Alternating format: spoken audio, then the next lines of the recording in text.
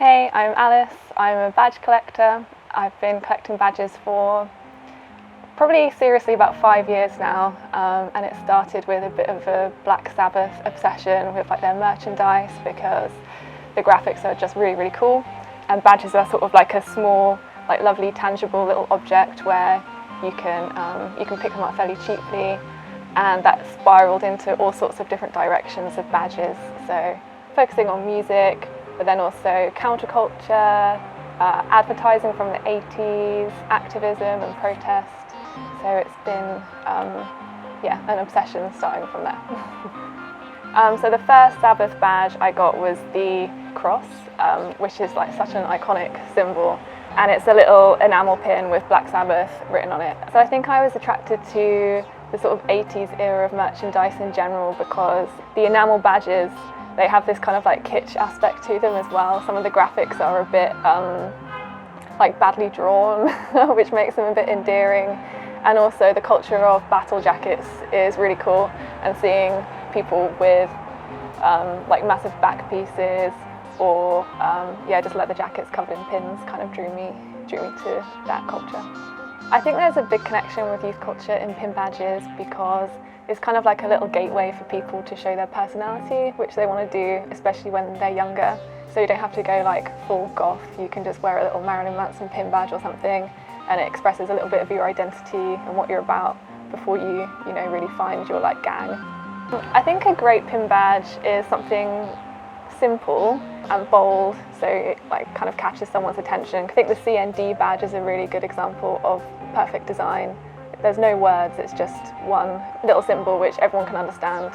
I think with badges, I always have my eyes peeled for people who look like they're collectors, and it's often like old blokes in pubs or something who I'll have to go up to and be like, oh, got any spare badges? And that'll either be received well or not so well.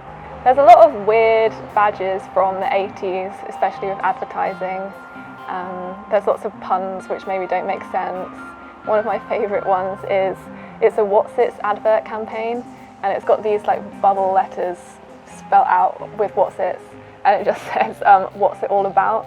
So it's this weird kind of existential crisis. So you can trace pin badges back to about the 12th century, where they were sold at sites of pilgrimage by the church, and it was like a sign to show that you were a good sort of devout Christian. Badges would be produced en masse by the monarchy for like important events, and that was another way of people or citizens showing that they were like part of this big movement or that they were supporting the country. Post 1950s, badges were more of a sign of like individual expression, so it was less about top down but more about sort of grassroots little organisations making small badges as a means for people to express kind of like their interests, their beliefs, that sort of thing. So some of my favourite designs are by David King, and he was famous for repurposing Soviet constructivist design. Some of his most famous designs which were turned into badges are the anti-Nazi League ones, which have like a big arrow going through. They're really bold. He sticks to like a strong colour palette of yellow, black and red, and he was all about trying to like unify design in the left to make it like aesthetically appealing and to kind of like communicate a message to a broad spectrum of people in like an easy way.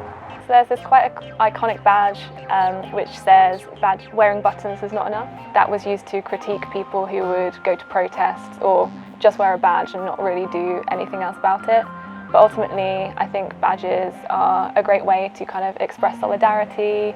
They're like a creative challenge to get across your message in like a real small space. But also it does spark a conversation and it unites people together. So I think they're a force for good ultimately.